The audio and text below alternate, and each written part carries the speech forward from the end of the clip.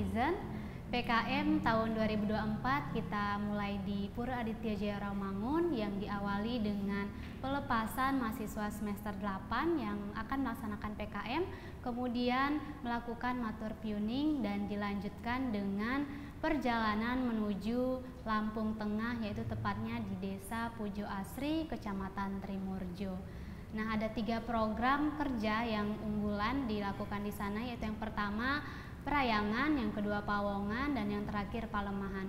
Nah, setelah semua kegiatan kita dilakukan, kita kembali lagi ke tempat ini, ke Pura Aditya Jaya Rawamangun.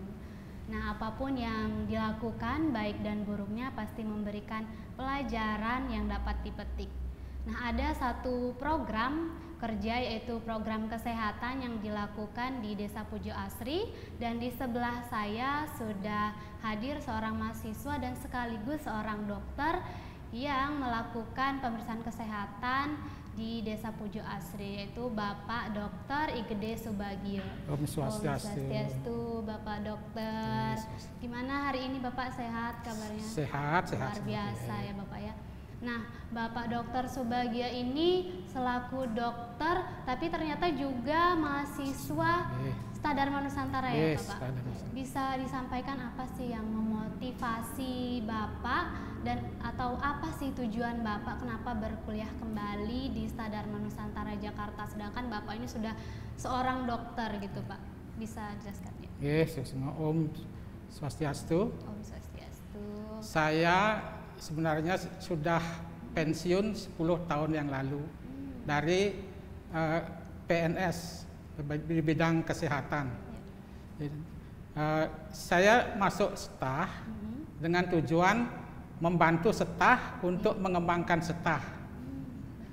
Contohnya di Tangerang diwajibkan bahwa Pinandito, jadi tokoh-tokoh masyarakat, Parisado, semua pelayanan masyarakat itu wajib masuk STAH, sehingga dalam pelayanan ke masyarakat itu mempunyai dasar agama kayak yang didapat dari STAH.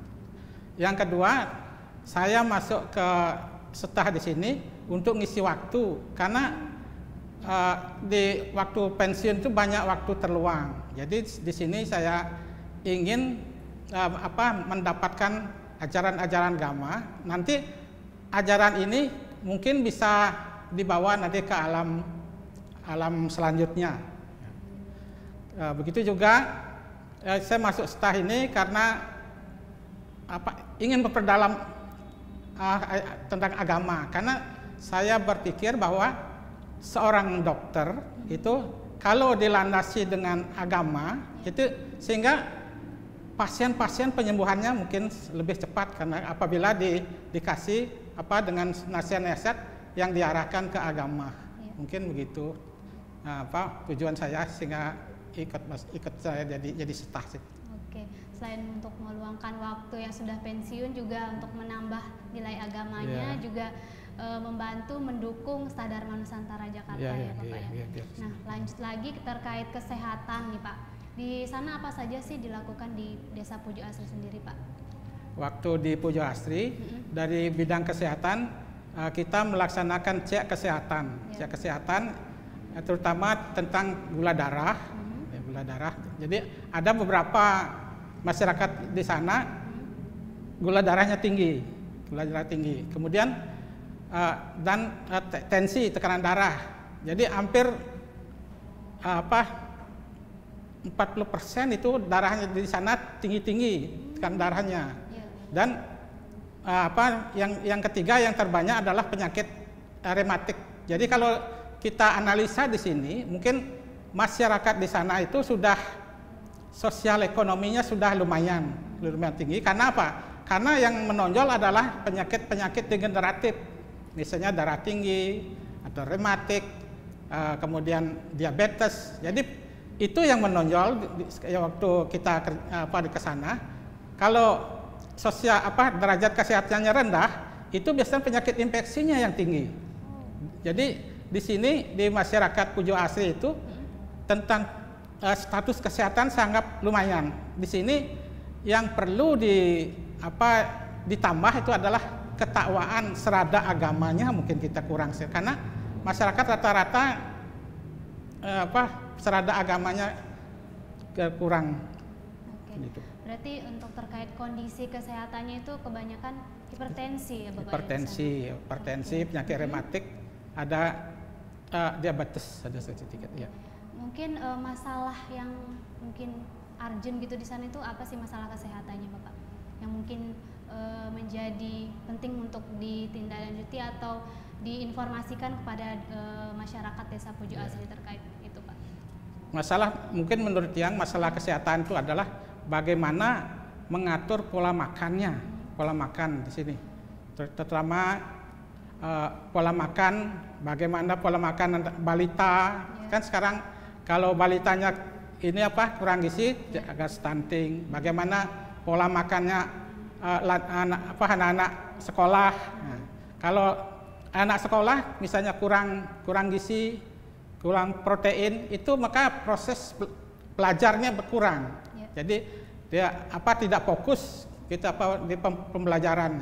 Begitu juga dengan pada usia lanjut, di sini yang menonjol adalah penyakit usia lanjut atau disebut dengan penyakit degeneratif. Itu misalnya terutama pada orang-orang tua, ada penyakit tulang, rematik, stroke, kencing manis, itu nama penyakit degeneratif yang menonjol pada daerah-daerah di mana sosial ekonomi sudah middle ke atas. Berarti apa nih kira-kira setelah pembahasan tersebut harapan Bapak terkait Desa Pujo Asri, Bapak sudah melaksanakan pengecekan kesehatan sebagai pelaksanaan PKM ini. Nah, apa sih yang akan menjadi harapan Bapak untuk Desa Pujo Asri? Harapan Tiang, jadi di daerah Pujo Asri itu belum ada fasilitas kesehatan. Jadi yang ada hanya posyandu.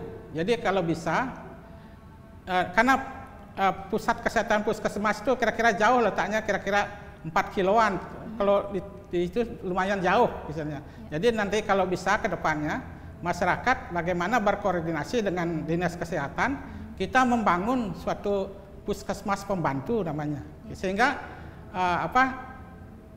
puskesmas itu didekatkan ke masyarakat, sehingga masyarakat tidak terlalu repot kalau terjadi misalnya keadaan darurat, tidak terlambat menanganinya, mungkin gitu. Mungkin ada satu lagi Pak untuk disampaikan, nanti ada masyarakat Desa Pujo Asri yang menonton video ini gitu, makanan yang bisa dikonsumsi untuk merendahkan hipertensi nih, darah tinggi ini apa sih kira-kira gitu? Ya, ini kalau yang kemarin ditemukan adalah hipertensinya tinggi. Hipertensi kalau bisa nanti masyarakat itu kurangin makan yang misalnya 3G istilahnya, gula, garam, gaji itu lemak. Jadi 3 ini penyebab hipertensi. Kalau misalnya dari gula kan menyebabkan kencing manis. Kalau garam menyebabkan darah tinggi. Kemudian lemak, kolesterol menyebabkan darah tinggi. Jadi 3 itu wajib dibeli konsultasi dari penjualan kesehatan. Nah, mungkin itu kalau hipertensi. Kalau untuk penyakit rematik kan ini biasanya yang terkena adalah orang-orang sudah lansia berlanjut, lanjut. Maka di sini dianjurkan yang menyebabkan rematik itu kan asam urat. Asam urat tinggi. Asam urat itu banyak dijumpai pada daging-dagingan, daging kambing asam urat. Kalau daging-dagingan menyebabkan asam urat tinggi, menyebabkan kolesterol tinggi, maka kalau bisa dikurangin daging-daging. Begitu juga jangan terlalu sering makan daun-daun hijau, kacang-kacangan. Kalau umurnya masih sudah gini usia lanjut, karena itu akan menyebabkan asam uratnya tinggi. Asam urat tinggi akan begini di persendian itu menyebabkan rematik gitu. Baik, terima kasih Bapak Dokter untuk obrolan hari ini. Terima kasih. Baik, Hanatizen, sekian obrolan kita hari ini dengan Bapak Dokter Subagio. Saya Komang Evi Sefriani dengan kru yang bertugas serta bintang tamu pamit undur diri. Saya tutup dengan Paramasanti. Om Santi Santi Santi. Om.